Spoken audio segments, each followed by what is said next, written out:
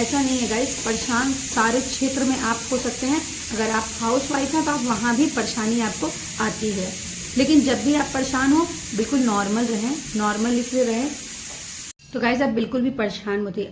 आपने कभी ना कभी तो देखा होगा कि हम रोड से जाते हैं, अगर कोई जानवर भी गड्ढे में गिर जाता है, कोई कुत्ता या कोई भी जानवर अगर गड्ढे में गिरता है तो वो पूरा प्रयास करता है कि उस गड्ढे से हम बाहर निकले। वो चीखता है, चिल्लाता है, वो चढ़ने की कोशिश करता है, लेकिन उस गड्ढे में वो रहता नहीं। उस गड्ढे में 2 दिन, 3 दिन, 4 दिन रहता है, लेकिन उसकी कोशिश हमेशा एक ही चीज की रहती है कि वो उस गड्ढे से बाहर निकले।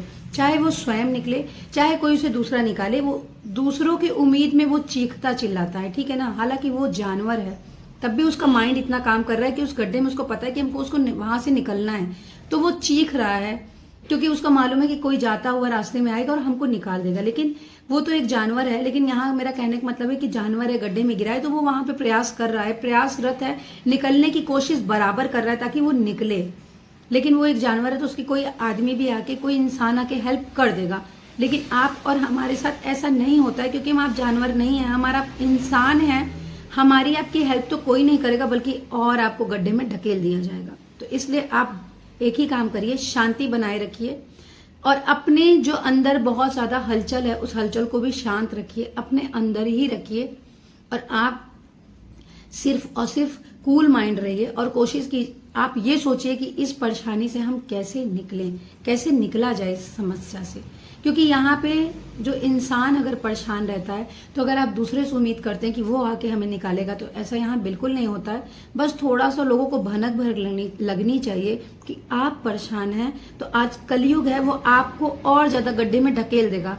इसलिए पहला तो यही है आपसे रिक्वेस्ट कि अपनी परेशानी के बारे में आप किसी से शेयर मत कीजिए। आपने इतनी परेशानी किसी से शेयर की और अगले बंदा ने आपका यूज किया, वो जान लिया आप परेशान हैं, तो आपका उसने फायदा उठा लिया।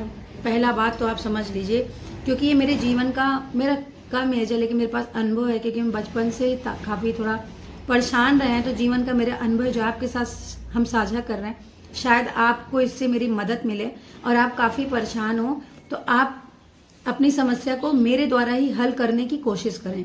हम भी समस्या में हैं, आप भी समस्या में हैं। एक जो पढ़ रहा है टीनेज वो भी समस्या में है, जो जॉब की तैयारी कर रहा है वो भी समस्या में है, हर कोई समस्या में है। आज के समय ऐसा है।